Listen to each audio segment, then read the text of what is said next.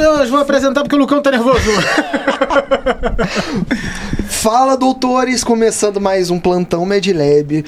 Hoje o assunto vai ser técnicas de estudo, como o cérebro aprende, neuroplasticidade e vai ser isso, como você aprender melhor. Tô aqui com a Natália, que vai ser a co-host representando o MedLab, e o Aidamari. Pode se apresentar, Aida. Depois eu quero que a Natália se apresente também. Beleza, eu sou o Aida. Eu sou Aidamari Faria Júnior. Eu não vou ficar falando sobre credenciais acadêmicas aqui, vai. Então, Fala. Falo também, então por tá bom. favor. Eu sou professor de neurociências da UF, enfim, entre outras disciplinas. Minha trajetória acadêmica foi... Eu sou biomédico formado pela Unirio, mestre em neuroimunologia pela UF, doutor em fisiologia pela FRJ, mas eu me detive. Minha vida acadêmica toda foi em neurociência cognitiva, principalmente em atenção e aí mais recentemente memória, aprendizagem, IA também, mas esse é para outro podcast. E é isso. Certo. Natália. Eu sou Natália Rivoli Rossi, eu sou formada pela Unesp São José dos Campos, eu sou dentista de formação, eu tenho mestrado também em odontologia restauradora e hoje eu tô aqui para contribuir com os colegas aí sobre aprendizagem. Vamos lá. Eu sou o Lucas e eu tenho ensino médio completo. A mesa que eu monto aqui, né? Cara, então, já falei o assunto, o que a gente vai falar. Então, já vamos começar. Aida, Bora. Aprender um dom vem da genética ou qualquer cérebro aprende qualquer coisa? Vamos começar por aí. Excelente começo. Então vamos lá. Aprender é evolutivamente super importante. Quando a gente para pensar de onde vem a base do nosso aprendizado, eu gosto de começar com a frase, acho até que a gente brincou com isso no outro podcast, assim, a gente aprende apesar de. Então a gente gosta muito de o que eu tenho que fazer para aprender. Não, o que você tem que fazer para aprender melhor? Essa é uma boa pergunta. Mas aprender, você vai fazer tudo de errado e ainda assim a gente vai aprender muito. Por quê?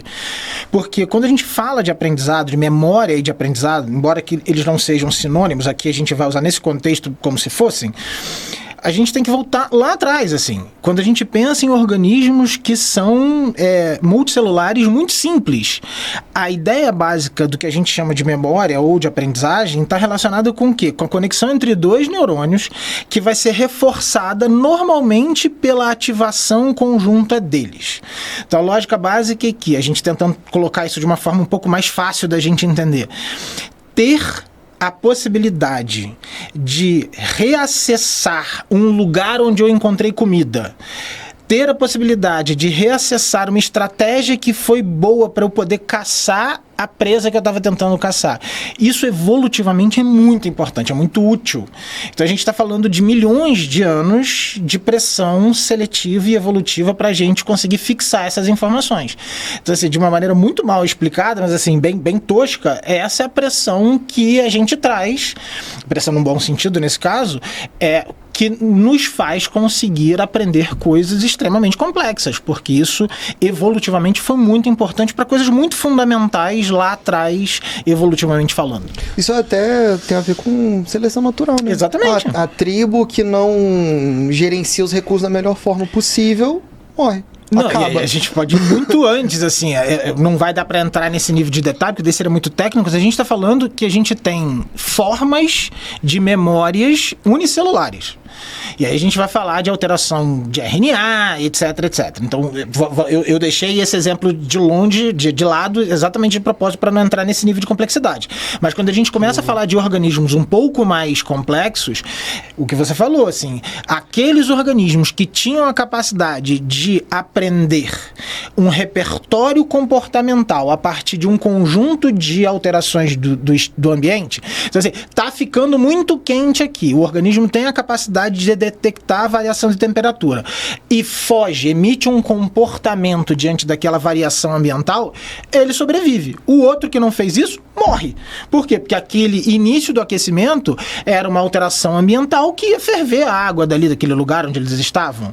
Então isso realmente tem uma relação muito forte com seleção natural. Cara, mas agora que você falou, tá, é técnico e tal, você não queria se aprofundar nisso. Bom. Mas agora que você falou de organismos unicelulares, quando um organismo, acho que não tem nem muito a agregar ao assunto em si, mas quando o organismo ele não tem neurônios, o que a gente chama de aprendizado é o aprender apesar de... a gente consegue Na verdade, quando a gente para pensar em boa parte dessas definições, a gente usa as definições por conveniência. A gente está discutindo, nesse caso, muito mais semântica e significado do que qualquer outra coisa. Tá, perfeito. Então, assim, nos organismos unicelulares, o que a gente vai ter é que a maneira como a gente expressa o que a gente entende por memória vai ter que ser diferente, né? Porque a gente não está falando de uma organização entre células diferentes, mas entre organelas diferentes. Então a gente tem alguns trabalhos mostrando que a gente tem moléculas internas que podem exibir o que seriam correlatos bioquímicos de memória. E aí a gente tem proteínas que são capazes de se modificar de estrutura e a partir dessa modificação gerar novas proteínas que também têm aquele formato. Isso inclusive vai lá na frente. Aí eu estou misturando coisas com coisas por extrapolação, tá? Mas quando a gente fala, por exemplo, de doença priônica, a gente está falando de proteínas que têm a mesma característica. Doença priônica, mal da vaca louca, encefalopatia espongiforme bovina, Creutzfeldt-Jakob, todas essas doenças aí estão nessa história. A gente tem coletivamente chaperoninas ou proteínas que servem de forma para outras proteínas.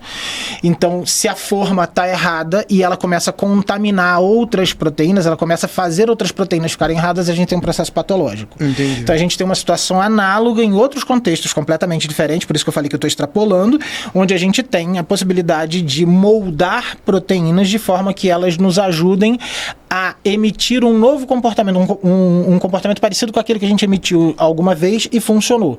Então isso seria o equivalente de memória quando a gente está falando de seres unicelulares, de novo, explicando que nem a minha cara em 40 segundos.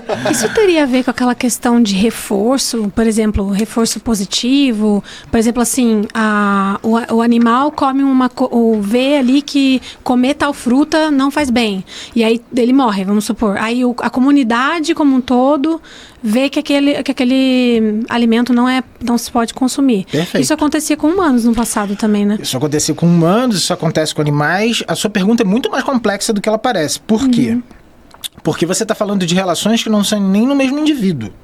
Então, quando a gente pensa no mesmo indivíduo, eu, em teoria, tenho que sobreviver para poder aprender. Então, eu vou ter... A lógica de condicionamento é um campo de estudo, de fato, super importante para a gente falar sobre aprendizagem de maneira geral. Condicionamento clássico, condicionamento operante. Você realmente tem a capacidade de gerar aprendizados muito complexos em animais que a gente acha que tem sistemas nervosos relativamente simples, através de técnicas de condicionamento. Mas o que você traz é uma outra coisa. Então eu vou dividir para ficar mais fácil e a gente eventualmente chegar em humanos em algum momento. A lógica básica é que quando vou ser o mais simples possível. Um organismo vertebrado, mas muito lá atrás, assim, pensando em animais, sei lá, a gente pode estar pensando em peixes, em répteis. Lá atrás, do ponto de vista evolutivo. Quando eu emito um comportamento que me é favorável, então vamos pensar em comer, fica bem fácil da gente entender. Eu estou com fome, eu estou num estado negativo, vamos pensar assim, fome me causa um desconforto. Então eu sinto dor no estômago, eu tenho algum tipo de sinalização interna, uma mudança na minha homeostasia que me causa algum desconforto. E aí eu emito um comportamento. Que comportamento é esse? Eu como. Quando eu como, eu me sinto melhor. Aquele desconforto que eu estava sentindo, ele deixa de existir. Então eu estou tendo um reforço negativo. As pessoas confundem reforço negativo com punição. Então aí eu estou tentando aqui, não tem como não ser técnico em algum nível, né? Então o que está acontecendo? Assim, tentando explicar sem muitos jargões. Eu estava me sentindo mal, eu fiz alguma coisa e eu não estou mais me sentindo mal. Isso é reforçável, né? Essa é a ideia que você estava trazendo de maneira indireta. Só que você vai além. Você traz um outro contexto. Eu comi alguma coisa e o que eu comi começou a me fazer mal. Então eu agora olho para aquilo e eu estabeleço um vínculo que é extremamente poderoso. Inclusive a gente tem vários estudos específicos com o que você falou. É chamado de condicionamento aversivo a sabor, quando a gente fala de comida, em que eu como alguma coisa e eu passo tão mal que muitas vezes eu só preciso de um evento para estabelecer um vínculo permanente. Nunca mais eu vou comer aquilo. Por quê? Porque eu fiquei, sei lá, vomitando, eu vomitei até as minhas entranhas de tão mal que eu passei. Quem já tomou, assim, não faça isso em casa, pessoas, mas quem já tomou um porre com vinho, por exemplo, passa muito tempo sem, não se aponte, quem passa muito tempo sem conseguir sentir o cheiro de vinho, porque você passa muito mal e você cria essa versão. Isso é no indivíduo, dentro da perspectiva do sistema nervoso dele, etc. O que você trouxe foi o além que eu falei, assim, eu passei tão mal que eu vou morrer. Mas os outros organismos da minha espécie, os outros indivíduos da minha tribo, do meu grupo, olham e vinculam aquilo assim, peraí, ele comeu aquela frutinha ali e morreu. Sim, vai ter uma pressão seletiva onde um outro vai chegar lá e vai comer também e vai morrer. Mas alguns daquele grupo vão conseguir estabelecer essa associação e vão olhar e falar assim, vou comer não. Pressão seletiva, seleção...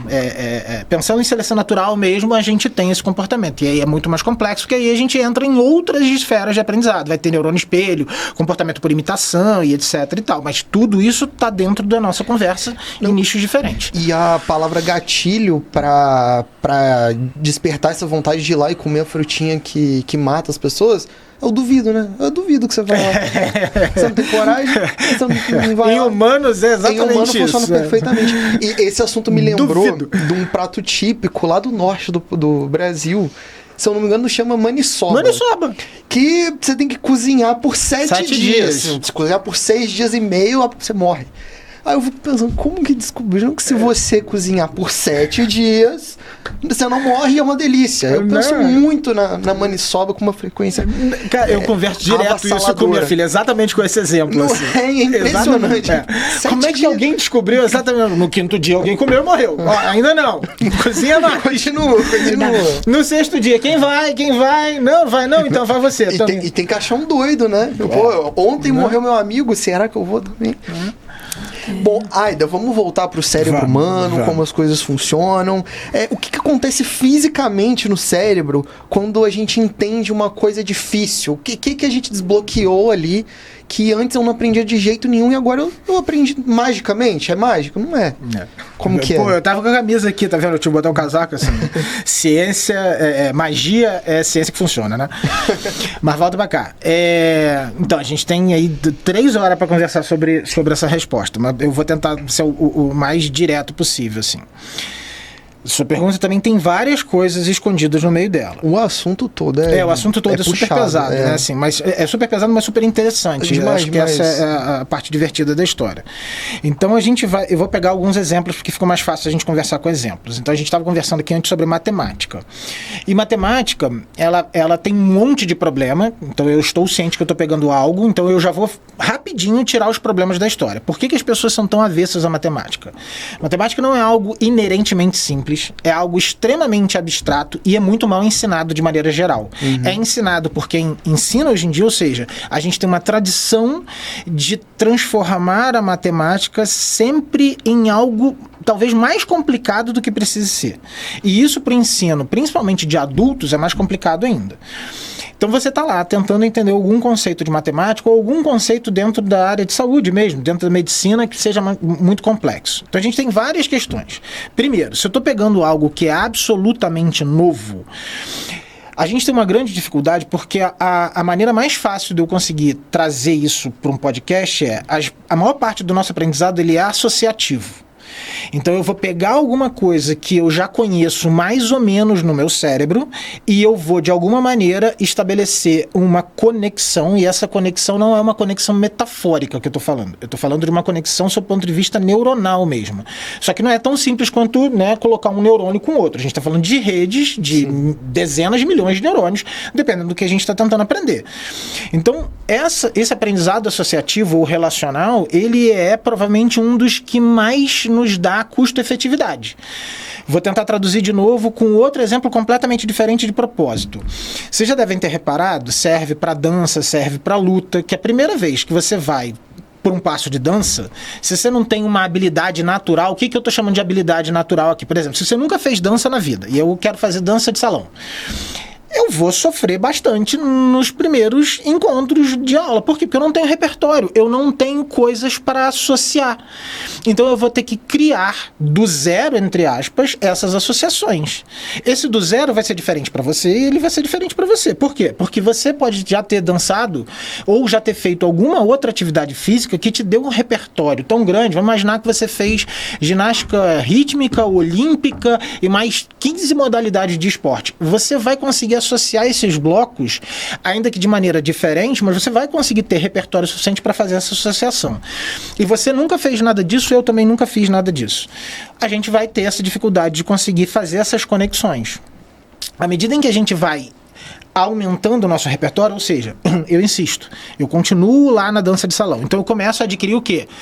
Patrimônio de aprendizado. Eu agora sei fazer passos básicos e aí eu começo a colocar novos passos ali em cima e aumentando. Quando você olha um profissional dançando, você que não é profissional, cada movimento da luta, é mais fácil aqui no podcast mostrar alguma coisa como se fosse uma luta, né? Você tá vendo um jab e você tá vendo um direto. O que na cabeça dele, do profissional tá passando, é que aqueles dali são 2 movimentos de uma sequência de 10 movimentos que para ele já é medular. Então ele não está contando jab direto. Para ele é uma sequência só, em que ele vai dar jab, direto, gancho, esquiva, canela, passo para trás, passo para frente. Aquilo, para ele, e eu estou efetivamente explicando o conceito de neuro mesmo, para ele aquilo conta como uma unidade, como se fosse um movimento, entre aspas. E você que está olhando aquilo de fora, não. Então, como é que a gente organiza isso? Quando você está aprendendo um conceito abstrato, sei lá, você está tentando estudar alguma coisa de pneumologia, de nefro, que são disciplinas punks, que tem bastante matemática, neuro. etc e tal. Que neuro, obrigado. É que neuro para mim, né? Fica parecendo que não é tão difícil assim, mas sim, eu reconheço que tem um monte de coisa que é super difícil. Você está olhando para aquilo dali como se fosse algo que faz parte de um conjunto de coisas, né? Algo global. E uma pessoa que está vendo aquilo pela primeira vez, não. Então, a ideia de que você precisa organizar, eu já estou adiantando lá para frente. Primeiro, resgatando a sua pergunta, eu tenho, no mundo ideal, que iniciar o meu repertório. Então, ou eu estou tirando do zero porque eu estou estudando alguma coisa pela primeira vez, ou eu estou relacionando com algumas coisas que eu já estudei antes. À medida em que eu vou aumentando esse meu repertório, eu consigo ir associando mais coisas e aumentando a complexidade do que eu estou estudando. E isso, sob o ponto de vista neurofisiológico, é feito através de conexão, que a gente, em última análise, pode pensar em neurônios, mas, sob o ponto de vista mais prático, pensando em neurologia, a gente está conectando áreas, redes, sistemas, né? Então, um cirurgião, ele está conectando áreas motoras que tem que ser muito bem treinadas para ele saber qual é o grau de contração que ele tem que fazer da musculatura do ombro, das costas, a musculatura fina, mas ele também está conectando áreas de memória declarativa de onde estão as estruturas que ele tem que fazer a incisão e o que ele não pode fazer a incisão de forma nenhuma. A técnica que vai ser feita. Então, a gente está conectando muitas áreas diferentes. Sim. Então, a ideia básica era tentar trazer algo mais prático assim. Da onde vem isso? Dessa conexão de múltiplas redes e de muitos centros nervosos. Esse treinamento, você falou da prática, acontece muito na faculdade de odontologia, por exemplo, porque a gente tem que realmente entender como a sua mão tem que fazer um movimento adequado, porque senão você perfura o dente, você trepana canal, acontece um monte de atrocidade aí que se você não tiver o controle que dói bastante e que te dá, se você fizer um treinamento adequado, te dá esse controle fino da mão para você fazer um preparo de dente ideal, não, adequado. Perfeito, assim. Para mim, o exemplo que você deu, inclusive, faltou repertório, literalmente, da minha parte, porque o odonto traz muito isso. Vocês do odonto têm uma lógica...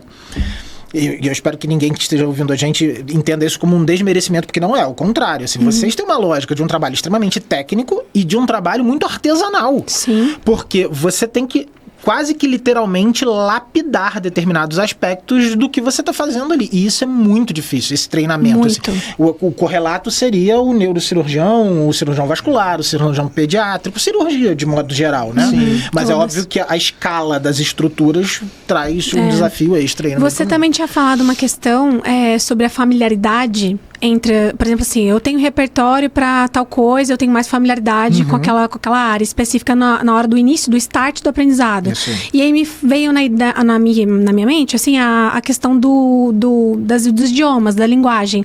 Porque, por exemplo, assim, uma pessoa que fala inglês, ela pode ter mais facilidade para aprender alemão, por associação, ou uma pessoa que fala espanhol pode ter mais familiaridade para aprender francês. Isso é verdade ou... Isso é verdade de maneira geral, como informação geral, e a gente tem inclusive alguns estudos mostrando que a quantidade de idiomas às quais você é exposto ou exposta durante os seus primeiros anos de desenvolvimento e, obviamente, o grau de exposição pode influenciar positivamente a velocidade com que você aprende mais lá na frente. Mas é claro que, assim, como informação geral é uma coisa e a gente precisa de nuance. Porque uma informação geral eu consigo trazer essas associações, ok, quase praticamente indiscutível hoje em dia, mas também há interferências, e essas interferências são dores de cabeça. O que eu estou chamando de interferência aqui? Eu cometi a insanidade de algum tempo atrás tentar começar a aprender italiano, e eu um dia falei espanhol, porque tive a oportunidade de fazer uma parte... tudo, né? Exatamente. Eu comecei a fazer isso também. Eu também tentei aprender italiano e o meu espanhol, que era bom, foi... Nossa, o que está acontecendo? Parabéns. Bizarro. Foi exatamente. Então eu hoje não sei falar italiano porque não continuei e eu desaprendi todo o meu espanhol. Porque quando eu tento falar espanhol, eu começo a falar italiano. Então, assim, é real. E tirando, obviamente, da experiência pessoal, assim, existem aprendizados, e isso é super importante lá na frente, assim. A gente também tem que entender que a gente também vai ter interferência quando a gente está tentando aprender e a gente, entre aspas, exagera na dose. Então, existe sim interferência entre aprendizados. Mas é claro que essa interferência, ela também pode ser mitigada, ela pode ser reduzida ou controlada em certa medida com técnicas de estudo. Então, se eu vou estudar, sei lá, italiano, talvez seja uma prática interessante eu tentar manter uma revisão do meu espanhol para tentar fazer com que essa interferência não inviabilize. E algumas dessas interferências, elas, entre aspas, são quase universais. Então eu estava vendo alguns poliglotas trazendo especificamente sobre esse exemplo, trazendo assim, pessoas que são capazes de falar 11, 12, 15 idiomas e que elas transicionam de um idioma para o outro. Assim, como a gente está conversando aqui, começa a falar em inglês, começa a falar em grego, começa a falar em árabe, e quando tem que fazer a transição entre o espanhol e o italiano, dá bug. Por quê? Provavelmente porque as raízes fonológicas, escritas, são muito próximas e isso vai dar uma dificuldade extra. E aí, de novo, você vai tentar fazer através de estratégias de aprendizagem com que essa interferência não seja tão importante assim, mas vai acontecer. É quase uma faca de dois gumes, né? Porque a gente fala português, é um caminho, metade do caminho ali para outros idiomas latinos, né? O Sim, italiano e o espanhol. Sim. Mas ao mesmo tempo, essa mesma ajuda é o que atrapalha misturar tudo, confundir Exatamente.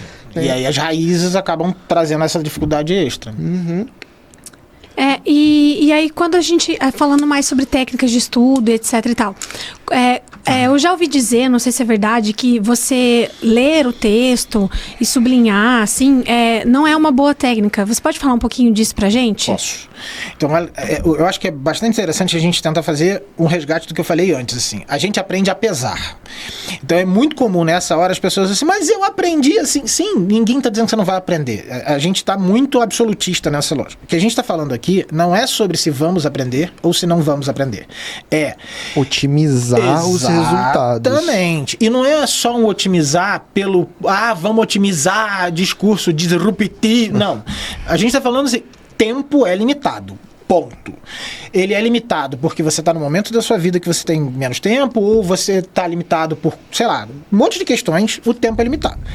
Então a ideia é, como é que eu posso tentar fazer com que o tempo que eu estou investindo em estudo me traga o melhor resultado possível? Eu estou tentando decorar poema porque eu adoro poesia e sei lá o que. Beleza, faz o que você quiser, assim, isso é algo associado ao seu momento de lazer, de prazer. Não transforma isso em desempenho. Ah, não, eu preciso transformar isso daqui em desempenho, por quê? Porque eu tenho 2 horas, quero passar num concurso, eu quero passar numa prova, eu quero alguma coisa. É outra história, é disso que a gente está falando.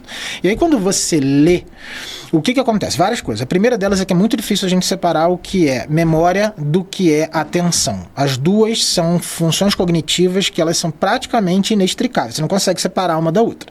Por quê? Para eu conseguir aprender, leia-se, para eu conseguir memorizar, entre aspas, que tem um componente de memorização dentro dessa lógica, eu preciso prestar atenção. Então, o que acontece com frequência quando você está lendo um texto? Então, número 1, você está prestando atenção nesse texto? Assumindo que você está lendo pela primeira vez. Então, para você poder fazer isso, você vai pegar os seus distratores fundamentais, vai desligar a TV, vai para um lugar onde você tem um mínimo de controle e vai chegar lá e vai se dedicar a ler aquele texto pela primeira vez. Como é que você pode fazer uma leitura minimamente adequada para isso? Ler é um processo que, se você não tomar cuidado, ele vai tender à passividade cada vez maior e mais absoluta. E aprendizado é o oposto disso. A aprendizagem é um processo ativo. Então, a lógica básica ela vai girar em torno de uma técnica que transforme algo que é passivo em ativo. Então, eu, em cada parágrafo, vou tentar fazer o quê? Eu estou lendo pela primeira vez. É um negócio super difícil. Matemática, sei lá, filosofia, não interessa, mas é algo super difícil e eu tô lendo aquele parágrafo pela primeira vez. Se for muito difícil, se for algo muito novo para mim, eu tenho que fazer isso com as menores unidades possíveis, porque eu não tenho parâmetro, repertório para associar, lembra? Então eu tô criando. Então muitas vezes eu vou ter que, frase a frase, garantir que eu tô conseguindo entender aquilo. Então, numa frase, aí vai variar de pessoa para pessoa. Eu posso anotar uma palavra-chave que represente aquele chunk de informação, aquele pedaço da informação. Pode ser um parágrafo, pode ser uma frase, pode ser o que eu me senti à vontade. Não, é algo que eu tenho já um domínio pleno. Eu estou vendo algo novo, mas dentro de um campo que eu já tenho conhecimento. Eu posso fazer isso com uma página, eu posso fazer isso com algo muito maior. Então isso varia de coisa para coisa. Beleza, eu fiz isso, eu transformei um processo passivo em processo ativo. Aí eu fiquei dias sem ter contato com aquilo. Aí eu vou estudar de novo. E quando eu vou estudar de novo, o que muitas pessoas fazem? Vão reler aquele material. E o que em geral você está fazendo quando você tenta reler aquele material? Você vai perder um tempo enorme. E você não só vai perder tempo, você vai tentar fazer uma leitura dinâmica, tipo, passar os olhos para encadear. Isso em alguns contextos, tipo, eu vou entrar para dar uma entrevista, eu vou entrar para fazer um podcast. Eu já tenho um domínio pleno do que eu vou falar, mas eu só quero ter certeza de que eu tô com tudo ali mais ou menos organizado na minha cabeça. Beleza, você não tá fazendo uma revisão. Você tá essencialmente tentando trazer para sua memória de trabalho palavras-chave de coisas que você domina super bem. Beleza. Não, eu não domino. Eu estou realmente tentando estudar. Não é uma boa técnica comparada com o quê? Comparada com você tentar fazer uma evocação ativa. O que seria essa evocação ativa? Flashcard é uma delas. O flashcard é algo tão interessante que a gente pode deixar ele separado para falar, mas vamos para cá aqui. O que pode ser essa evocação ativa sem flashcard? Eu tentar olhar para a página, ou para o parágrafo, ou para o conceito e falar assim, peraí, o que eu lembro disso aqui?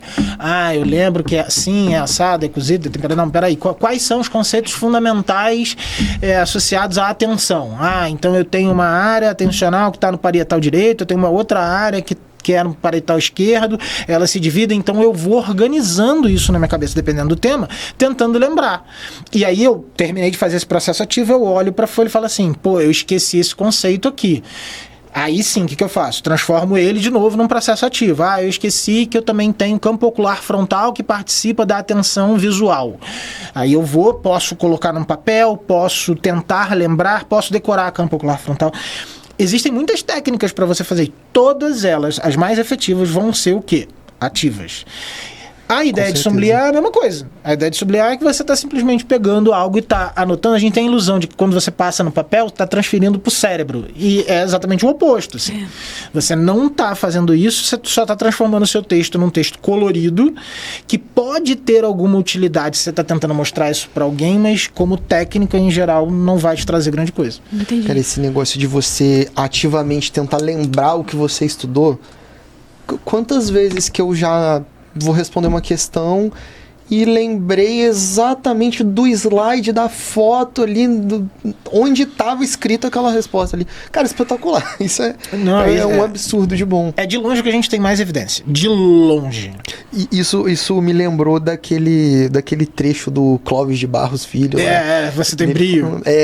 Assim, o cara escreveu, ele já fez o difícil, você só tem que ler e entender. Não é possível. Não é possível. Lê, entende, o cara já... burro. Sabe o que eu fiquei pensando? E a questão de ler, fazer questões, por exemplo, assim, questão de residência. Porque na época do vestibular, isso foi muito tempo atrás, tipo assim, tinha que você responder a questão de todas as matérias. Aí você tinha simulado, aí você tinha essas coisas. Qual é o poder isso se iguala a flashcards ou como é que é? Isso é bom também? Excelente ativo? pergunta. Vamos lá, tem duas coisas aí por trás dessa pergunta. A primeira delas é a seguinte: fazer questão é um bom sistema de aprendizagem? A gente não tem evidência de qualidade que responda isso de forma categórica. O que a gente tem? Fazer questão sem ter conhecimento do assunto antes pode ser uma estratégia válida de aprendizagem, mas nem todo mundo gosta, nem todo mundo se sente confortável com isso. E aí, nessas horas, quando você não tem exatamente evidência de qualidade para te responder isso, e você tem fatores que modificam a motivação para estudar, fique com o que mais te motiva. Então, assim, eu me sinto desafiado quando eu começo a fazer um bloco de questões de temas que eu nunca vi na vida. Vou fazer, sei lá, um tema específico de GO, de cirurgia, e eu nunca estudei isso. E eu gosto dessa sensação de não saber nada. Pô, bonito, vai lá, tenho até amigos. Alguma aprendizagem você vai ter. Vai. E outras pessoas não suportam nem a ideia de fazer isso. Então, se a gente está considerando fazer questões partindo do zero, tem essa treta. Agora, se a gente não está falando de partir do zero, se a gente está falando assim, fazer questões é algo bom associado à consolidação de aprendizagem ou à aprendizagem, é excelente. Mas é excelente por duas questões. Primeiro, porque a gente está fazendo um processo ativo. Dois, porque existe um efeito específico, que é o que a gente chama de efeito teste, que está relacionado com essa ideia de que você está tendo que lembrar de algum conceito que você estudou a partir de uma perspectiva de um teste, de uma prova, de uma questão. Então tem esses dois efeitos que são cumulativos em certa medida, por mais que eles estejam relacionados. Mas ainda tem um terceiro fator que eu acho que é super importante a gente falar, porque está acontecendo agora em boa parte das faculdades por conta do ENAMED, etc e tal, que é assim: se eu quero aprender boxe em inglês, eu tenho que treinar boxe em inglês. Se eu quero aprender jiu-jitsu, eu tenho que treinar jiu-jitsu. Se eu quero aprender a passar numa prova, eu tenho que treinar, fazer a prova. Ainda, mas a gente extrapola. São duas coisas completamente diferentes. É claro que a gente extrapola. Então, se eu fizer musculação, eu vou levar isso pro boxe, eu vou levar isso pro jiu-jitsu, mas eu quero o quê? Eu quero ficar forte no ferro ou eu quero treinar jiu-jitsu? Então eu tenho que fazer essa aplicação, eu tenho que fazer um trabalho específico para isso. Então a ideia da gente fazer prova, se o nosso objetivo é passar em prova, é fundamental. E aí entram duas coisas. Entra uma coisa super importante, que é: paciente não é questão de prova. Então, o estudo por prova é super importante, mas ele não morre, ele não se encerra ali, ele vai extrapolar pra caramba pra prática clínica, mas a gente vai precisar de outras formas de treinar habilidades clínicas que não vão ser dadas só pelas questões. Mas eu quero fazer residência, eu quero terminar a faculdade e eu quero, tão logo eu termine a faculdade, eu quero fazer residência. Onde que você quer fazer residência? Eu quero fazer residência na Unicamp, eu quero fazer na Infecto da Unicamp. Tô falando de cabeça, me corrijam se eu estiver falando besteira depois. Mas, se eu não me engano, a prova da Unicamp é super diferente de outras provas de residência, tem mais questão discursiva e tal. Se eu não me engano, é só discursivo ou não sei. Tem uma história de que a prova é diferente. Se eu quero passar na Unicamp, eu tenho que treinar as questões da Unicamp. Eu vou treinar só ela? Depende de qual momento do aprendizado que eu tô. Eu tô faltando 6 meses da prova da Unicamp, eu tenho que dar um gás em cima das provas da Unicamp. Não, eu tô me preparando, mas eu tô no 4º ano de medicina. Você não vai estudar só com as provas da Unicamp. Você vai estudar com um percentual que vai ser variável, e esse percentual depende da sua taxa de acerto. Como assim? A gente tem que ter métricas sobre os nossos acertos. Eu estou adiantando vários temas aqui, mas estou trazendo isso. Assim, é importante você saber como que está o seu desempenho. Eu quero fazer, não sei qual é a especialidade mais concorrida agora. Vamos chutar uma. Dermato. Dermato. Cara, dermato você tem que quase gabaritar a prova. Estou exagerando pessoas, né? Mas enfim, vamos só práticos. Eu tenho que quase gabaritar a prova. Eu estou batendo, sei lá, 60% das provas. Estou no 4º ano. De repente está bem. Né? Dependendo da faculdade que você está, dependendo, né, de um monte de coisa. 4º ano, você tem como ir programando uma progressão aí para você estar chegando, sei lá, em 90% lá. Não, eu tô faltando 6 meses para me formar, eu tô com 60%, cara, corre atrás, porque você vai precisar melhorar. Isso é importantíssimo, a gente saber onde a gente está, onde eu quero chegar, para eu poder traçar um plano de aprendizado até eu chegar lá. Eu posso fazer isso sozinho, eu posso fazer, sei lá, tem cursos para isso, tem mentorias para isso, tem um monte de produtos para isso, mas a lógica básica é que eu tenho que ter noção de que eu preciso ter esses dados. Então, organizando a resposta da tua pergunta, questões fazem super sentido no processo de aprendizagem, principalmente se o seu objetivo é fazer alguma coisa que demande responder questões. Fundamental. Tá certo. Cara, isso é espetacular. E você não estava exagerando de que tem que quase gabaritar, não. Eu acho que gabaritar não basta. Saiu recentemente aí as notas acima de 100. Você chegou a ver isso? Não vi. Junta ali com bônus da NFC. Tá ligado. 106. Aí você entra. Mas houve mudança nessa história do bônus da NFC, viu? Houve mudança na semana passada. Eu não li o documento ainda. Então, é que a parada era que o bônus do MFC valia, ainda segue valendo. Só que tinha gente que entrava na justiça, que trabalhou em UBS e tal. Sim.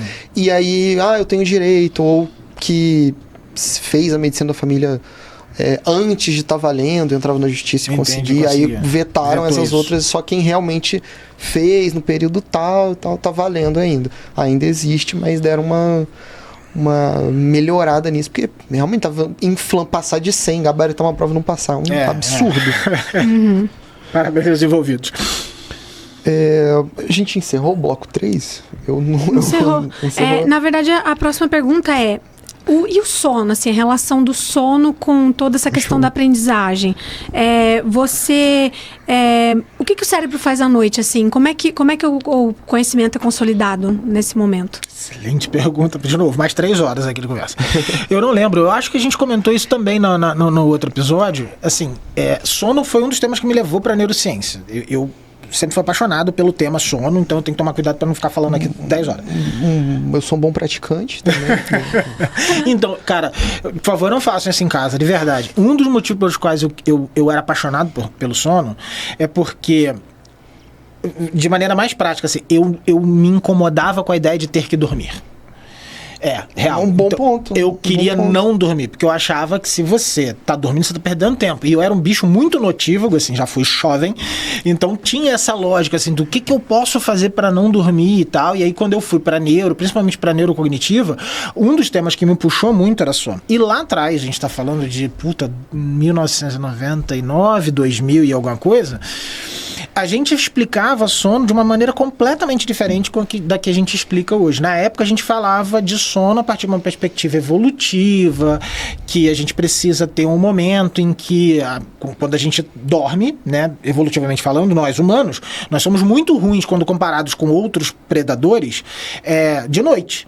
Então, a gente escuta muito mal comparado com, sei lá, outros animais noturnos, lobos, coiotes e o que for.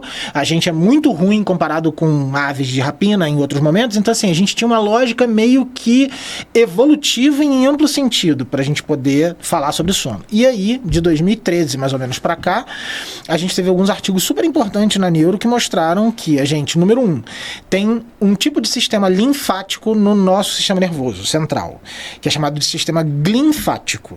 E a gente, por partes, sistema linfático. Então, assim, da mesma forma como o nosso sistema linfático corporal tem funções muito específicas de extrair, né, de retirar uma parte de extravasamento vascular que acontece ao longo do dia daquele tecido, o sistema linfático faria mais ou menos a mesma coisa. E o que acontece durante o sono é que esse processo de scavenging, que é como se fosse uma espécie de limpeza, ele acontece principalmente durante o sono. Então é como se você tivesse um sistema que está limpando o seu cérebro o tempo inteiro. Isso seria aquela poda neural? Não, a poda neural, isso está relacionado até em alguns momentos da vida com poda neural, mas a lógica da poda neural é uma espécie de refinamento sináptico que acontece ao longo do nosso desenvolvimento. O que eu estou falando é algo muito mais relacionado a processos bioquímicos, de fato. Então a gente tem células que são muito metabolicamente ativas, quando a gente fala de neurônios e glia. Então a gente está produzindo uma série de metabólitos intermediários nessas reações bioquímicas, e uma parte disso fica dentro das células e é exocitada para o tecido, para a matriz extracelular do tecido nervoso. Isso tem que sair de lá, mais ou menos de maneira análoga com o que acontece no resto do nosso corpo, que é drenado pelo nosso tecido linfático. Isso está acontecendo o tempo inteiro, né? No nosso cérebro especificamente, isso está acontecendo o tempo inteiro, mas quando a gente dorme, e aí ainda tem alguma controvérsia no momento exato onde isso acontece, mas a princípio seria no sono de ondas lentas, a gente tem uma intensificação desse processo de limpeza que eu estou falando aqui. Então o sono seria muito importante para esse processo de remoção de detritos. Teve um trabalho há pouco tempo atrás que veio trazendo mais complexidade para isso, mas assim, o que eu dei aqui? O panorama geral do corpo de evidência que a gente tem. Assim. O corpo de evidência aponta exatamente para essa explicação que eu dei para vocês. E aí, se você para pensar nisso, do ponto de vista direto, a gente já pode concluir o quê? É uma extrapolação, mas é uma extrapolação viável pensando nesse mecanismo. Quanto menos você dorme, em teoria, mecanicisticamente, menor a sua limpeza cerebral e maior o acúmulo dessas substâncias. E o acúmulo dessas substâncias, a partir de determinado limiar, ela começa a ser neurotóxica, ela começa a ser deletéria, ela pode prejudicar o nosso funcionamento. E aí você vai ter consequências agudas ou crônicas. E aí você tem a insônia aguda, vai trazer um conjunto de alterações, a insônia crônica vai trazer um conjunto de outras alterações. Isso é um dado, isso é um caminho, digamos assim, da neuro, muito relacionada ao sono. O outro é que a gente tem trabalho de muito tempo, acho que da década de 80, talvez até antes, que mostra o seguinte: é mais fácil a gente ver isso com o sistema motor. Então eu dou sempre exemplo com ping-pong, que é mais fácil. Você está lá pela primeira vez na sua vida jogando ping-pong, né? Você está jogando ping-pong lá amarrado, você tem um conjunto de ativações motoras para você poder jogar ping-pong, basquete, o que for. Então você tem um jeito de pegar a raquete, você tem um jeito de bater na bola, você tem... Isso é codificado no nosso cérebro como? Se eu colocasse um registro eletroencefalográfico aqui nas áreas frontais do meu cérebro, eu veria que cada vez que eu faço esse movimento, eu tenho um padrão de onda. Tranquilo? Uhum. Então, o que a gente vê durante o sono? O que a gente chama de onda replay. Então, vamos lá. Eu estou aqui acordado jogando. E estou aprendendo aquela habilidade motora. Olha só. Então, eu tenho um padrão de atividade neuronal que está condizente com aquilo que eu estou fazendo. Beleza. Acabou, um abraço, vou dormir. Enquanto eu estou dormindo, quando você mantém o registro eletroencefalográfico, você vê em algumas regiões do seu cérebro, você vê aquela onda associada ao ato motor que você estava fazendo lá naquela prática de atividade que eu dei como exemplo aqui, o ping-pong, você vê o padrão daquela onda, por isso que a gente chama de onda replay, você está fazendo ela de novo, e essas ondas estão associadas ao processo de consolidação mnemônica.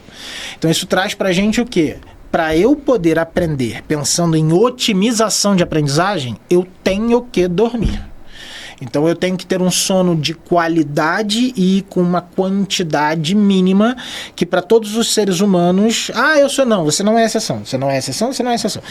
Vai estar aí na faixa mínima em torno de 6 horas, e aí ele pode chegar até 9, 10 horas. O máximo é mais complicado, não dá pra gente entrar nessa controvérsia agora, mas assim, a lógica básica é essa. Entre 6 e 10 horas, a gente está mais ou menos dentro do esperado fisiológico para a nossa população. Te respondi? Total. Obrigada. Imagina.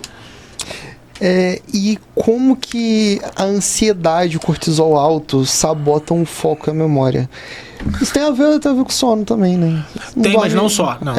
Também. Tem, mas não só. Assim, na verdade, os trabalhos de cortisol, cara, Essa é a parte, assim, eu naquela hora que eu falei que eu não ia falar sobre credenciais acadêmicas, é justamente porque eu acho que, eu já falei isso contigo no privado, as credenciais acadêmicas, elas acabam muitas vezes afastando mais as pessoas do que aproximando. Você fala, doutor, aí a pessoa fica assim, porra, mas não vou chegar, e é exatamente o oposto. A gente deveria estar nessa posição tentando trazer as pessoas pra gente trocar ideia e conseguir, né? Eu falo pra vocês falarem justamente pra isso, assim, pra chamar as pessoas, assim, que, olha, não mordem. É isso aí, é exatamente isso. E aí, quando a gente para pensar, por que eu resgatei isso? Porque eu fiz o meu mestrado em neuroimunologia, porque eu sou apaixonado por essa relação entre comportamento, sistema nervoso, sistema endócrino e sistema imune. Porque tem uma conversa enorme em relação a um dia a gente troca uma ideia sobre o assunto. Mas isso daí é chamado de interações psiconeuroimunoendócrinas.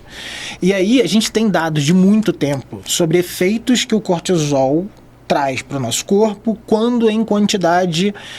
Não necessariamente suprafisiológica, quando a gente fala de farmacológica, mas de suprafisiológica é muito elevada ao longo do tempo, né? O cortisol, ele é um hormônio fundamental para o nosso funcionamento, a gente sempre associa ele ao hormônio do estresse, assim... Presumo que muita gente que esteja vendo a gente sabe que é muito mais do que isso, mas muita gente que está vendo a gente não é da área da saúde, ou pode não ser, e que não sabe disso. Então o cortisol é um hormônio fundamental para mobilização energética.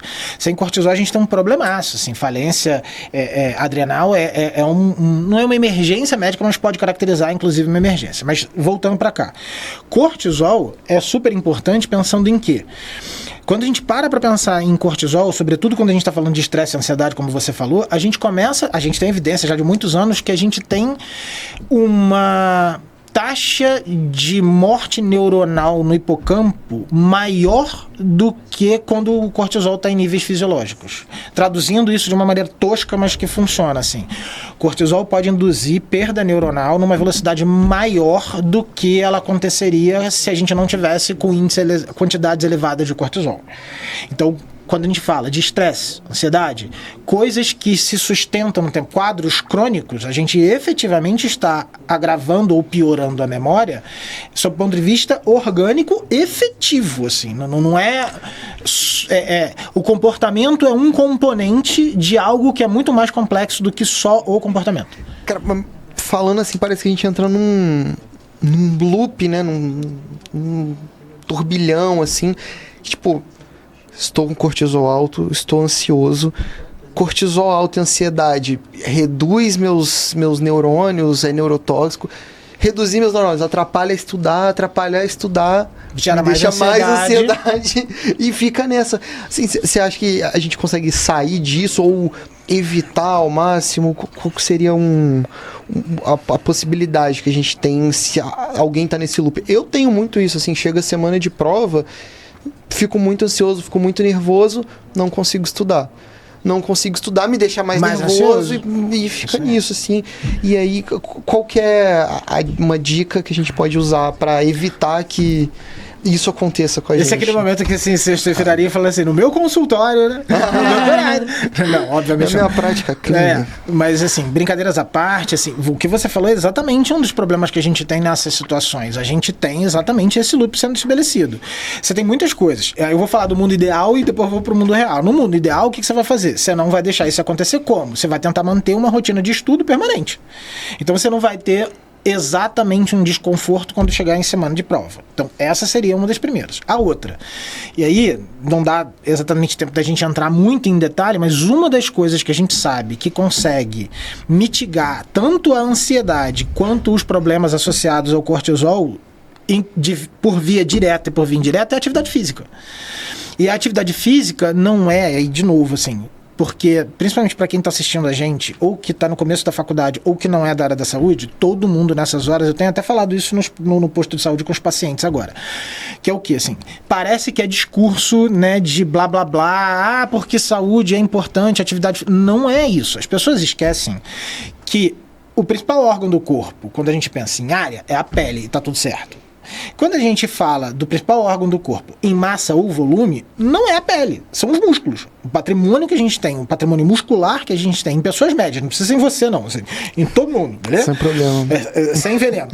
A gente está falando de quê? A gente está falando de uma quantidade enorme de massa muscular comparado com os outros tecidos do corpo, e a gente tem um tecido que é extremamente ativo do ponto de vista metabólico. Músculos produzem famílias inteiras de moléculas específicas dos músculos, que são as miocinas. E a gente tem miocinas que têm ação direta no sistema nervoso e outras que têm ação indireta. O que significa dizer que a atividade física efetivamente consegue modular a produção de substâncias no sistema nervoso central. E essas substâncias trazem neuroproteção. Então a atividade física, ela é efetivamente, com cuidado aqui com o que eu vou falar, elas são protetoras desse tipo de quadro. Se a gente está falando em prevenção e em tratamento adjuvante. Por que eu estou com tanto cuidado nesse momento? Porque tem muita gente deturpando aí. Vamos tratar depressão com atividade física. Não é isso que eu estou falando. Eu não estou falando de quadros psiquiátricos ou de saúde mental, em termos de diagnósticos clínicos. Estamos falando de uma mitigação de ansiedade que está ali na faixa do normal ou quase saindo desse normal. A atividade física vai te fazer uma enorme ajuda, porque ela vai te ajudar de maneira direta, como eu acabei de falar agora, com esses neuromoduladores, e ela também vai te ajudar, por exemplo, a dormir melhor, que vai contribuir para todo o resto do quadro. Então, programação de estudo e atividade física e uma dieta que não seja muito esculhambada são essencialmente coisas que realmente vão fazer diferença. A atividade física era o próximo tópico, e eu sempre gosto de bater nessa tecla de se alimenta bem, faz atividade física e dorme. Porque sempre que eu falo isso pra alguém, a pessoa faz, porque também é difícil, falo, nossa, eu tô me sentindo tão muito bem, melhor. Minha vida tá muito melhor, tenho muita mais energia. Eu sempre falo, quem diria que hábitos saudáveis, comer salada, beber água, dormir, ia mudar só. Quem diria que isso faz bem, né? Ninguém nunca pensou nessa possibilidade. Aida, vou só dar um passinho pra trás, pra gente voltar no... Eu vou abrir aqui no computador. Pra gente falar um pouco da curva de esquecimento, do Active Recall e como é que fala? A gente tem a curva de esquecimento, curva de Ebbing. Isso daí mesmo, já apareceu ali. Apareceu, com 2 Bs. E a gente falou disso por cima, mas vamos voltar um pouquinho. Vamos abrir aqui. Se você quiser botar essa daqui, ó, da esquecimento, endoscopia terapêutica ali, aqui tá ali embaixo. Cadê? Agora. Deixa eu ver. Essa aqui? Isso aí. Essa daí, se eu não me engano, foi até que eu usei naquela outra palestra lá do... Todas elas servem, assim, não faz a menor diferença, mas é que eu acho que essa daí é uma boa. Até antes de começar, eu tava comentando com o Lucão que eu aprendo super... Tipo, estudei. Acabei de estudar um tema, vamos supor. E aí eu, sei lá, fiz a prova ou aprendi mesmo pra vida. Tava muito firme aquele conhecimento comigo. E aí passa um tempo, tem uma linha temporal, e aí acontece que quando eu vou tentar reacessar esse conhecimento no meu cérebro, eu já fico vendo que tem uma certa dificuldade. Eu não sei se isso é todo mundo que passa por isso, ou enfim. Todo mundo. É claro que a gente vai ter variações individuais e de temas. Tem coisas da odonto que provavelmente você não vai esquecer, mesmo que passe um tempão, porque tem algum tipo de... predileção, para usar uma palavra assim, né, mais bom senso, assim. E a gente estava conversando isso antes. A gente tem preferências. Eu lembro de coisas da minha 6ª série que eu não faço ideia do porquê que eu lembro delas. Eu não queria nem lembrar, mas eu lembro delas, assim. Por que a gente lembra? Porque a gente lembra. Simples assim. A gente tem predileções que muitas vezes são difíceis da gente acessar, assim, por que eu lembro? E tem outras coisas que você queria muito lembrar. Você gosta do tempo, mas tem alguma cãibra mental ali que e acontece. São essas que você tem que identificar e trazer mais à sua memória. Mas o que eu gosto dessa curva, que eu acho bacana, é que ela traz pra gente o quê? O conceito de que se você aprende, você tá lá em cima, né? 100% de retenção, e você não pratica de novo, em 3, 4 dias, você vai, teoricamente, esquecer completamente. Isso é muito frequente. Então você coloca o quê? No dia seguinte, você coloca uma prática de revisão nela. E aí quando você coloca essa prática de revisão, você joga esse percentual lá pra cima. Não vai ser em 100%. Porque a gente não tá falando de um conceito quando a gente tá falando de vida prática aqui. Então eu vou pegar lá, assim, um deck de uma Osler da vida, do Prisma Med lá da vida, e eu coloquei lá, vai ter 100 cards, 200 cards. Então eu tô falando do percentual não de um card, mas de todos eles. Pro pessoal que não faz ideia, daqui a pouco a gente tenta falar um pouco mais sobre a Osler e sobre a Prisma Med. Show. Mas aqui a gente coloca ali como conceito que essas revisões, elas vão acontecer e elas vão se tornando espaçadas. E isso é um conceito que a gente tem evidência mesmo. É um jargão, inclusive, da área de neuroeducação, é o conceito de repetições espaçadas ou spaced repetition. Revisões espaçadas junto com o efeito recall. Exatamente, Active Recall. Aí efeito a gente teste junta também. isso, o efeito teste também, e a gente vai juntando isso, né? A curva de Ebbinghaus aprendemos, lemos, acabamos de ler, temos 100%, lembramos de tudo. Isso aí. No dia seguinte a gente já perdeu uma porcentagem e aí a gente precisa jogar pra cima isso de novo. E eventualmente com as revisões o negócio vai ficar medular na nossa cabeça a partir de algumas semanas, alguns meses. Eu não sei se tem um número exato, a partir de tantos dias, tantas semanas, isso aí vira medular e você vai ter 98% de conhecimento. Inclusive eu tenho um amigo e ele costuma falar que prova de residência é 80% estudo e 20% sorte. De cair... Aquilo que você tem Exatamente. De cair aquilo que você estudou um pouco mais, que você reviu ontem e que tá tudo muito fresco. E eu acho que essa que é a parada ali da prova de residência, assim. Faz o máximo possível, mas vai ter ali 10, 15, 20% da prova que foi sorte de ser um negócio que você ama, de ser um negócio que você... Azar de ser um negócio que você não tem tanta afinidade. O que o seu amigo falou não está errado de forma nenhuma, mas eu acho que a gente tem que fazer um ajuste à realidade, que é importante, porque nosso papel também tem uma certa formalidade no seguinte sentido. Isso que ele falou era relativamente bem aplicável em termos de percentuais, sei lá, até 10, 20 anos atrás. Uhum. À medida em que a gente está aumentando a quantidade de profissionais formados e a gente está aumentando a concorrência para a residência, você não pode mais contar com 80%. 80% é meu esforço e 20% vai ser sorte. Uhum. O componente de sorte, isso é uma concepção filosófica. Eu falo isso com minha filha. Assim, você tem... Na vida, para você conseguir êxito, você tem esforço, oportunidade e sorte. Não tem jeito. O que está no teu alcance é o esforço. A oportunidade varia com um monte de coisa. Um dia a gente faz uma conversa sobre o assunto.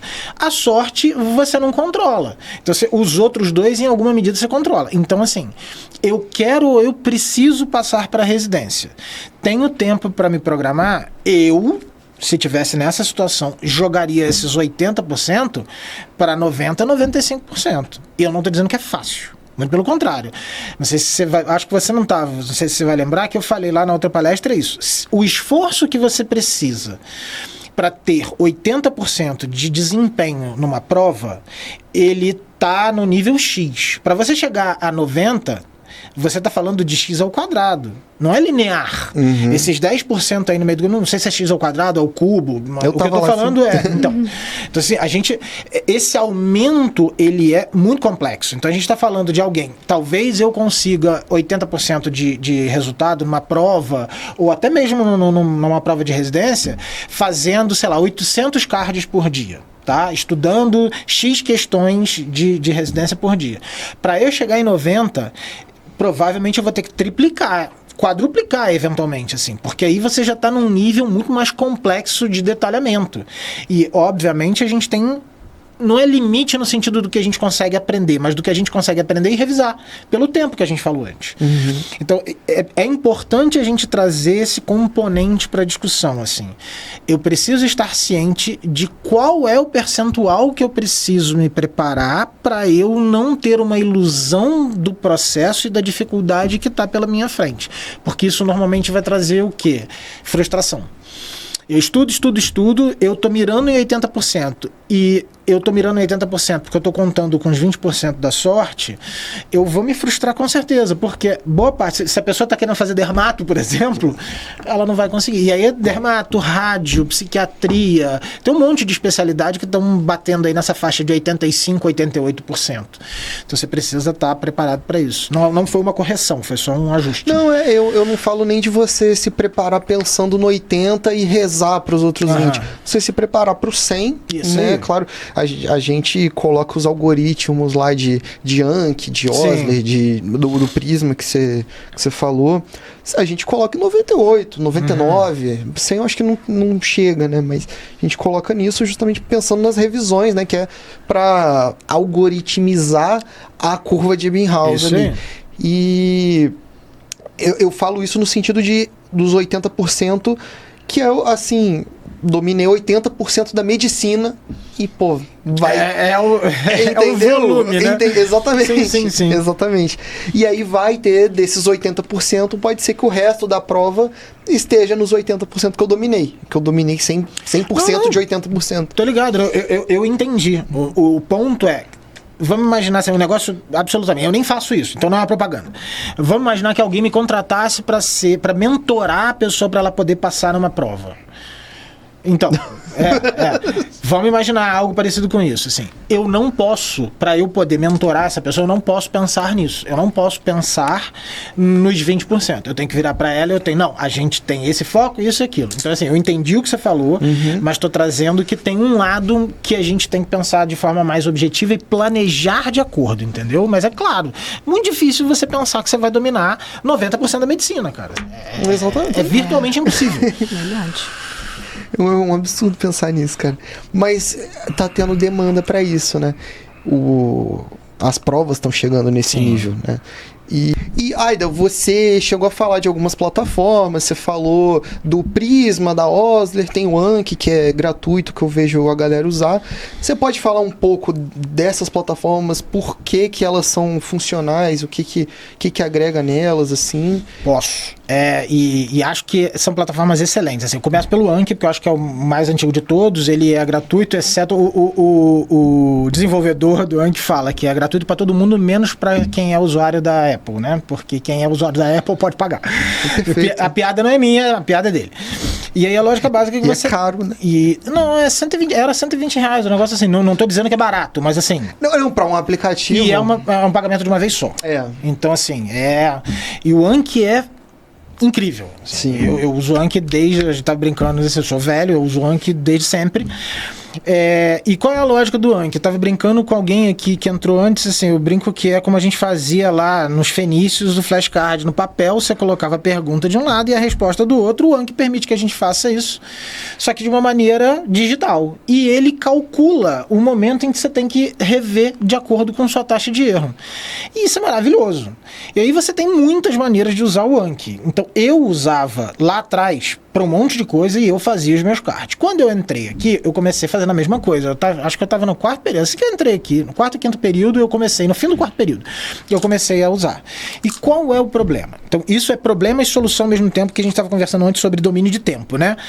Você leva tempo para fazer seus flashcards. Você não consegue... E não é fazer flashcard. Quantas letras tem na palavra neurônio? Isso não vai levar ninguém a lugar nenhum. Então você tem que fazer flashcards que realmente tenham... E você tem toda uma teoria para você fazer flashcards e tal. Tem os princípios lá de memorização. O tempo que você demora para aprender a fazer flashcard e depois, futuramente, para fazer propriamente dito. E depois para responder e revisar. Cara... Não, aprender você aprende até rápido. O problema é o contrário, assim, não é nem o contrário, é o momento de fazer. Eu sou obsessivo, vocês viram que eu só era. Eu sou obsessivo. Então eu já comentei isso com algumas pessoas. Meu nível de obsessão era tão grande que no campo do Anki, quando você faz o card, tem lá uma observação lá embaixo. Eu cheguei ao ponto de colocar nas minhas observações, quando eu fazia meus flashcards, de você já conferiu esta informação 3 vezes com o link do up-to-date onde estava a informação. E com a data do acesso de semana passada. Não, é esse nível. E aí, em determinado momento, eu me vi entrando pela 4ª vez para conferir a informação que eu fiz. Eu falei, isso é doentio, assim, não é possível. Porque aí você perde um tempo boçal. E aí eu conheci a Osler, que é uma empresa que é baseada em fazer cards a partir do conteúdo do UpToDate, mas não exclusivamente. Então, quando eu conheci, eu falei, vou dar uma olhada nisso daqui. Eu já usava várias outras, porque existem empresas que vendem cards para você importar no Anki. Então, eu cheguei a usar algumas dessas empresas, não gostei, porque encontrei cards errados, desatualizados e tal. Eu falei, não, aí você imagina que é obsessivo para testar o próprio 4 vezes. Quando eu peguei o primeiro card errado, eu falei, não vou estudar para isso daqui de forma nenhuma. E aí, quando eu peguei o material da Osler, eles eram tão obsessivos quanto eu. Eu falei, ok, posso estudar por essa plataforma. E aí eu comecei a estudar direto pelo material. E aí entra no que a gente estava conversando antes. O Anki, ou flashcard, esquece de onde vem agora. A Osler do Anki, eles são muito bons como estratégia de aprendizado. Muito, muito, muito bons. Mas é claro que eles também têm desafios. Qual é o desafio? Você entra lá na Osler e você vai ver lá, dependendo do deck, que tem, sei lá, 500 cards para um assunto. Você viu 3, 4 aulas no dia, no fim do dia você tem 1000 cards. Não dá. Então, seja pela Osler, seja pelo Anki, flashcard é maravilhoso enquanto estratégia de aprendizagem, mas a gente precisa saber dosar quais são as possibilidades que você vai ter para você poder contabilizar quantos cards você tem. E aí tem outras plataformas agora, não é propaganda, assim, estou falando de várias aqui. Uma delas é o Prisma Med, que a gente tinha comentado rápido, que trabalha de uma forma diferente. Que eu coloque aquela página pode ser aqui, uma você ótima. acha que compensa? Acho que vale até colocar a página das duas para mostrar que realmente não é propaganda. E eu... Ah, cara, ó, galera. Não vai rolar? Não, de boa. Aperta o ESC ou F11. Aí você sai da tela inteira. Isso. Foi não? Pronto. Aí, já estava aberto aqui. Isso aí. Então, o Prisma, que é uma pegada... assim, melhor e pior, cada um vai fazer a avaliação por si mesmo. Mas eu prefiro simplesmente deixar aqui como uma outra ferramenta. Completamente diferente da Osler no sentido de que você tem aqui uma orientação por questões, você vai e faz a questão que você pegou lá. Então eu peguei uma questão sobre, sei lá, sepsis, que era o exemplo que a gente estava dando aqui. Aí você clicou lá e você acertou a resposta. Independente se acertou ou não, vai aparecer lá uma pergunta assim: você identificou os critérios de sepsis? Você identificou os critérios de choque séptico? Você identificou que esses critérios são do KSOFA ou que são do SOFA e não do NIOS? Então, de acordo com a sua resposta, o algoritmo da plataforma vai identificar o que você sabe, o que você não sabe, o que você precisa estudar. Então, uma proposta diferente da Osler, que trabalha muito mais com quantidade. E as duas são muito interessantes para você, de repente. O Prisma Med vai ser mais interessante. Por quê? Porque você não tem tempo, ou porque você prefere mais essa lógica de estudar exatamente aquilo que você precisa. Ou vou dar um exemplo, sei lá, a pessoa está no primeiro ano de formado, ela está trabalhando e ela está começando a pegar algumas coisas ali para melhorar o estudo que ela fez antes. De repente pode ser uma boa ela pegar uma plataforma que trabalha com essa lógica dos conceitos.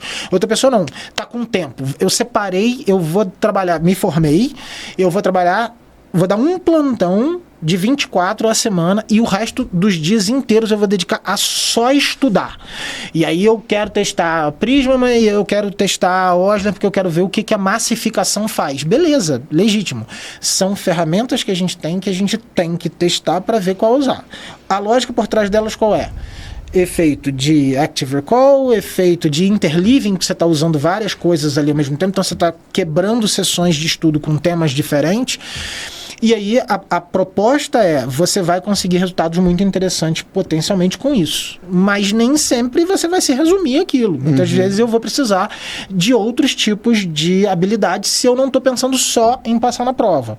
Eu estou condensando um monte de informação porque a gente acabou não passando para isso. Às vezes eu estou no internato. É interessante eu estudar para internato pensando só nas provas de residência? Só? Provavelmente não, porque você talvez vá perder um componente importante do seu processo de formação médica que você só tem como acessar no internato. Então muitas vezes a gente está vendo cada vez mais isso, a gente está vendo cenários de produtos que simulam atendimentos. Então, com inteligência artificial, sem inteligência artificial, com atores, com roteirização, sim.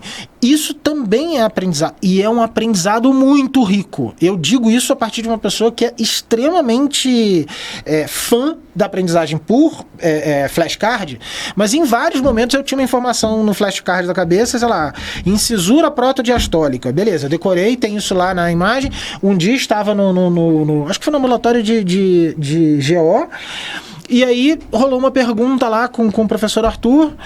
E aí ele comentou alguma coisa do ultrassom.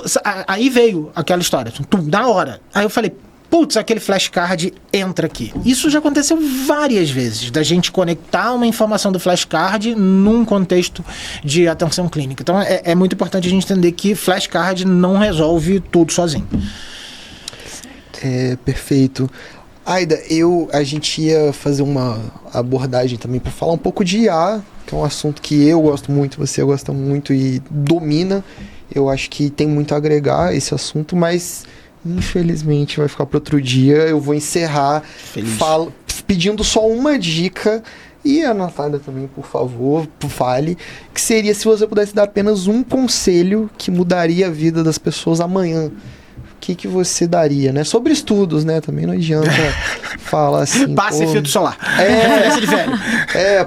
Pare de fumar, diminui o consumo de sal. Não, de estudo, vai. Cara, eu acho que eu vou para uma coisa que é muito clichê, mas que funciona assim. Programe-se para estudar todos os dias e aloque uma quantidade de tempo que seja realista. Eu vou estudar todos os dias 2 horas do meu dia, quebrados em 2 sessões de 1 hora. Todos os dias. Uhum. Não importa o que aconteça, todos os dias. Claro que eu não estou falando de hecatombes, nem nada do tipo, nos dias cotidianos aqui. Vou estudar todos os dias. A gente tem uma ideia de que estudar 10 horas num dia vai fazer toda a diferença. Não é. O que faz a diferença é a soma do tempo acumulado de sessões de estudos ao longo dos anos. Isso faz muita diferença. Isso a gente vê muito nessas plataformas, exatamente, que é justamente você fazer todo dia as revisões. E eu acho legal também pontuar que tem pessoas que não necessariamente consigam fazer 1 hora seguida de estudo. Então, assim, se você conseguir fazer intervalando, né? Isso também é legal trazer. Fazer um pomodorozinho, né? Não precisa nem ser pomodoro, assim. Isso é uma coisa que essas plataformas dão pra gente, que muitos professores às vezes não conseguem entender. O pessoal acha que o celular é sempre horrível, é um inimigo, etc e tal. Tem questões aí no meio do caminho, mas é o que você traz, de você às vezes só ter 10 minutos. E a gente acha, eu só tenho 10 minutos, eu não vou estudar. Cara, em 10 minutos você faz algumas revisões de decks. Então assim, talvez você não consiga pegar 100 flashcards, mas você vai conseguir pegar 50. Agora soma com mais 10 minutos, e com mais 10 minutos, e com mais 10 minutos. Você vai ver que no produto acumulado disso numa semana, você provavelmente fez mais do que 1000 flashcards só nessas brechinhas de 10 minutos. Então, algumas horas de estudo. E a dica que eu vou dar, juntando com a do Aida, é comece antes de estar pronto, né, cara? Porque eu já me peguei pesquisando muito como estudar da melhor forma, e não propriamente estudando. E não ficava propriamente estudando. E eu sinto que eu perdi muito tempo com isso, mas também foi um processo de autoconhecimento. Sim. Até descobrir um método que realmente funciona. Então, teste os métodos, mas comece. E é isso. Fala mais alguma coisa? Não, tá ótimo. Tranquilo. Você, Aida? Não, eu acho que a gente resumiu bastante, assim, estudar todo dia, essa lógica de respeitar o que você traz de organizar. O que eu brinco é o seguinte, assim, quando eu tô nessa fase mais muita coisa pra fazer, minha rotina é, eu vou e pego um balde de café e falo assim, eu não vou pensar em nada na minha vida antes de fazer 30 minutos de flashcard. Ponto. E assim, eu peguei o café, eu vou sentar na frente do computador, eu uso o joystick, né, que é a dica extra, pra ganhar uns milissegundos ali em cada, e eu só vou pensar no resto da vida, assim, tô cheio de trabalho, tem um monte de coisa pra fazer, assim, depois que eu fizer 30 minutos de flashcard. E aí você estabelece hábito, e aí você, depois eu posso organizar o que for, mas eu fiz 30 minutos de flashcard pra começar. Perfeito, e 30 minutos parece tempo. Que é pouco, mas dá pra fazer muita coisa. Dá pra fazer bastante coisa. E às vezes a pessoa não consegue fazer os 30 meu receio é tipo assim, a pessoa, ela, nossa, tô falando de fazer 1 hora, tô falando 30 minutos. É aquilo que a gente comentou, faz os 10, entendeu? É o que faz o que é possível pra você, enquanto você ainda não tem esse hábito. Mas aí você começa daquilo que o Lucão falou, né? Comece onde você está. Isso aí. Bicho, de grão em grão a galinha enche o papo. Esse aí foi Sócrates mandou essa. Né? Não, Clarice Aida. Lispector. Aida. Muito obrigado mais uma Imagina, vez, é cara, sempre tamo um junto sempre que vocês prazer. precisarem. Essa foi uma palestra, né, que você deu pra gente e agora a gente tá conseguindo digitalizar ela, deixar ela para um público maior, eu espero, e que consiga perpetuar esse conhecimento que é, pô, espetacular, é útil para qualquer pessoa, qualquer curso. A gente aqui é da medicina, mas é para qualquer curso. E é isso, muito obrigado. Tamo junto. Obrigada. A Sempre. Natália tá aqui também. Muito obrigado por ter Obrigada. participado. Topou o convite de última hora. A gente tem que ir lá pegar o nosso prêmio. É, parabéns. Do artigo do Muito Congresso. bacana. É isso, galera. Se inscreve no canal, compartilha, manda aí coisa boba, manda pros seus 10 amigos mais próximos. E pros seus 10 inimigos mais odiados, sem problema. Isso, pra deixar em Claro, parapilha de equilibrado. igualdade ali, né? Pra você ter um amigo na residência Isso e aí. um inimigo pra ter rixa, né? Isso aí. É isso. Muito obrigado e até a próxima. Valeu. Até.